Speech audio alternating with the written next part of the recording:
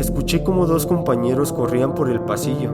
Seguramente habían salido de la lavandería y uno le decía al otro: ¿la viste?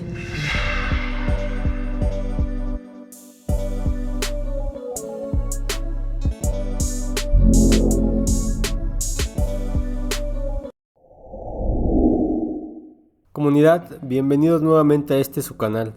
En esta ocasión les traemos unas historias muy interesantes ocurridas en hospitales, pero contadas desde el punto de vista de alguien que trabaja en estos lugares. Esperemos que sean de su agrado.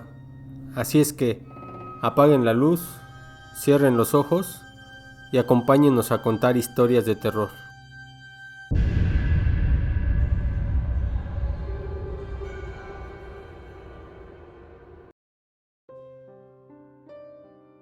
Cuando llegó la pandemia, en el hospital donde trabajaba al oriente de la Ciudad de México, no imaginábamos la forma en que este nuevo virus impactaría. Varios de mis compañeros incluso decidieron pedir permiso para utilizar todas sus vacaciones pendientes, pensando que esta nueva pandemia sería controlada tan solo en unas semanas. Otros, al ver los efectos que tenía en la salud de las personas, decidieron incluso renunciar. Y es que ver a compañeros y compañeras que tenían años y años dentro del instituto, personas que poseían grandes conocimientos y experiencia a padecer como lo hicieron, asustaba. Simplemente el corazón temía encontrarse en una situación similar, o peor aún, ser uno mismo quien fuera un foco de infección para su propia familia o algún ser querido. La primera ola nos tenía al límite, física y mentalmente. En el hospital donde trabajaba, las personas responsables decidieron crear 2 pisos de zona COVID, o al menos así le llamaban en mi hospital. Es decir, en estos 2 niveles estarían internadas únicamente personas enfermas a causa de este virus. Para la atención a los pacientes en estos pisos, fuimos asignados varios de mis compañeros y personal de nuevo ingreso. Como quizás muchas personas recuerden, entrábamos con al menos 2 cubrebocas, gogles, gorros de plástico, guantes, batas, bolsas que cubrían nuestros zapatos, además de nuestros clásicos uniformes de enfermeros. Vestir toda esta indumentaria complicaba muchísimo la atención y desgastaba nuestro cuerpo como jamás pensé que podría ocurrir.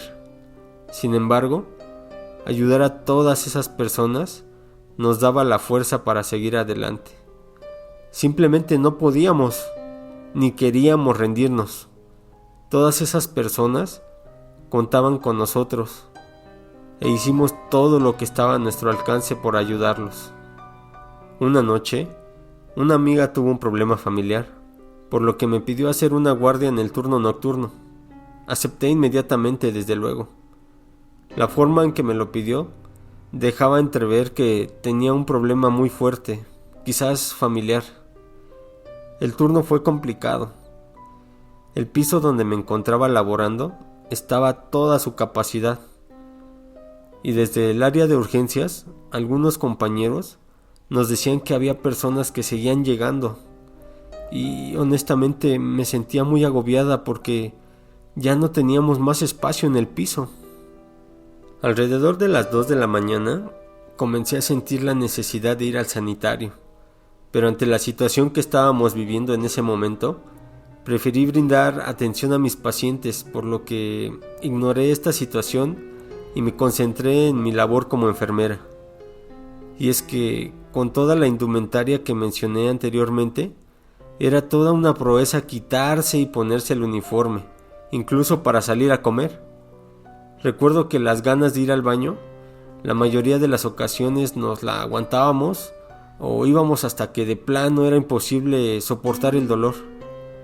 Salir a comer simplemente se volvió un lujo. Alrededor de las 5 de la mañana, la sensación en mi cuerpo ya era imposible de ignorar. Fui a los vestidores, me retiré el equipo y caminé a los sanitarios del piso, pero al llegar a estos, se encontraban lavándolos.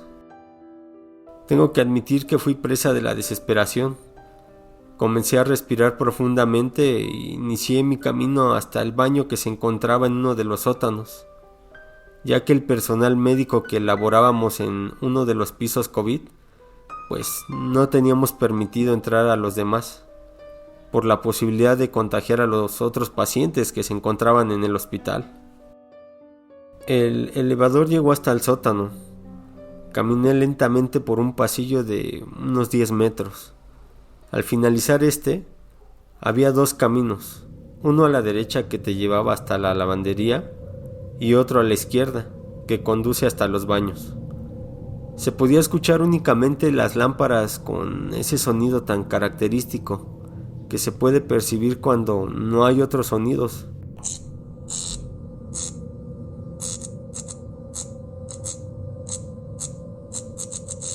Fue este último que recorrí con gran dificultad, tengo que admitirlo. Al estar adentro, había 2 opciones. La cuestión era que una de las lámparas estaba descompuesta y evidentemente decidí dirigirme a la zona más alumbrada.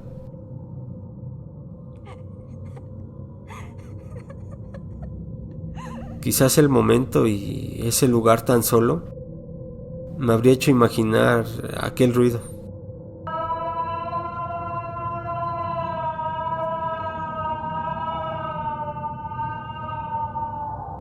Inmediatamente después de escuchar ese lamento, la piel se me congeló y perdí el control. Estaba muy asustada.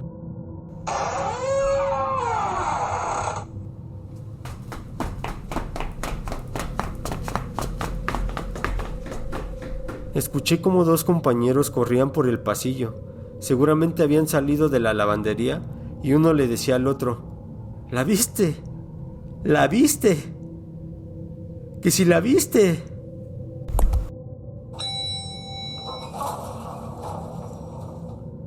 De repente las lámparas que funcionaban comenzaron a parpadear.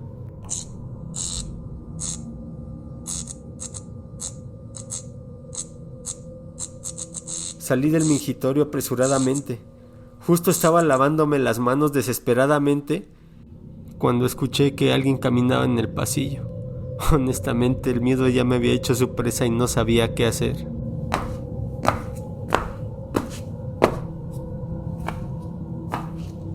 Sentí como todos los vellos de mis brazos se ponían en punta. No sabía si salir, porque uno de los compañeros dijo haber visto algo. ¿Debería de salir corriendo hasta el elevador? ¿O mejor quedarme en silencio esperando que lo que estuviera allá afuera no me hubiera escuchado? Me quedé inmóvil solo unos segundos. Solo unos segundos.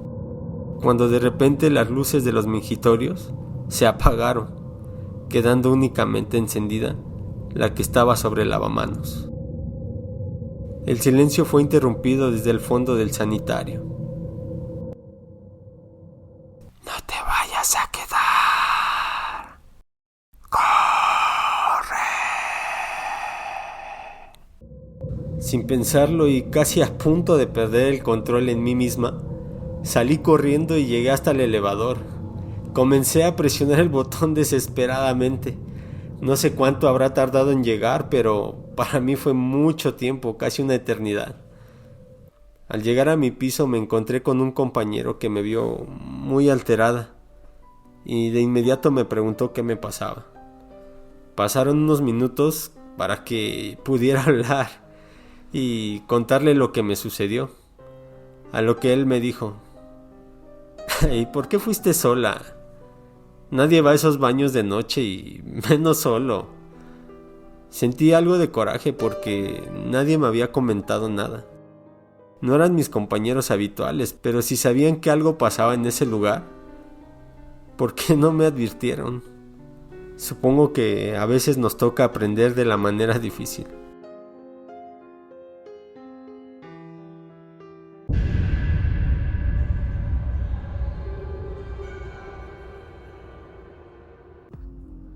Hola, no sé si es la manera adecuada para saludarlos o hacerlo de manera formal, pero decirles buenos días podría generar desconcierto a quien oiga este relato por la tarde o la noche. Así que considero que un hola se puede considerar adecuado y es bastante amigable. Déjenme contarles que ha pasado varios años desde que decidí estudiar la carrera de enfermería, y el camino profesional que he seguido después de graduarme me ha dado la satisfacción de poder poner mis conocimientos al servicio de las personas. El respeto por los demás fue una de las primeras lecciones que recibí en casa. Mis papás me inculcaron los valores necesarios para ser una buena persona, y para ellos la bondad y la empatía son parte de las cualidades que todo ser humano necesita aplicar. Y son bajo estos principios que he basado la forma en que me desarrollo profesionalmente. Creo totalmente que el área de la salud necesita de profesionistas que tengan una gran vocación de servicio. Por decirlo de otra forma, se necesita anteponer ante todo el bienestar de los pacientes sobre todas aquellas cosas banales que pudieran interferir, siempre con la humildad, bondad y respeto que toda persona merece, el mismo respeto que también nosotros merecemos. Y disculpen si esto pareciera una clase de moralidad o ética, pero guardo una relación con algunas situaciones a las que nos enfrentamos y que vivimos constantemente. Son muchas las historias paranormales que he vivido durante la ejecución de mi trabajo, y me gustaría comentar que existen muchas historias similares. A una gran cantidad de compañeros les ha sucedido algo inexplicable. Sé que habrá muchas dudas respecto a que si son ciertas o falsas esas historias, y en una pequeña cantidad de los casos podemos grabar los sonidos o los movimientos de cosas, las cuales quedan como prueba fidedignas de las situaciones por las que pasamos.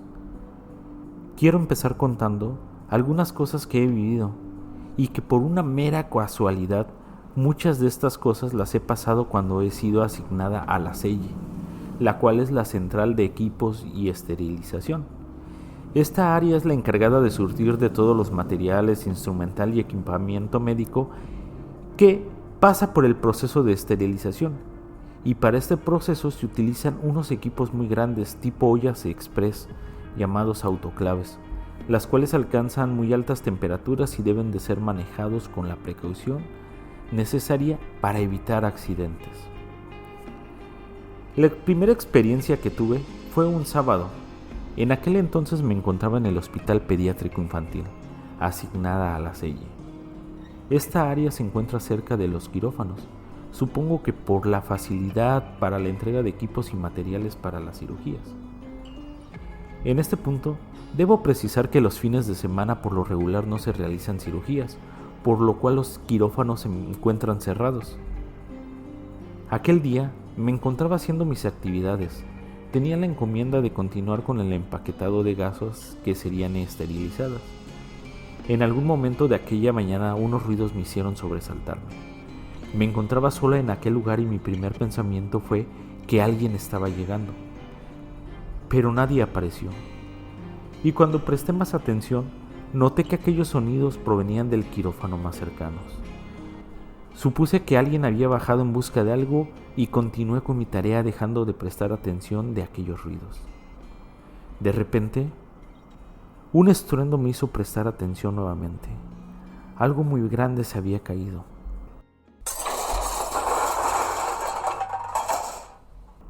Con cautela me asomé, ya que aquella situación se me hizo muy extraña.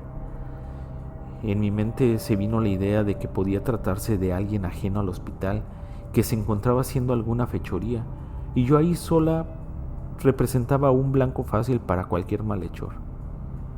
Pero grande fue mi sorpresa cuando me percaté que aquel sitio se encontraba vacío y a oscuras. El miedo se apoderó de mí. De repente, un carrito de esos en los que se pone instrumental salió del quirófano, que se encontraba al otro lado. Avanzaba solo, como si una fuerza invisible lo impulsara.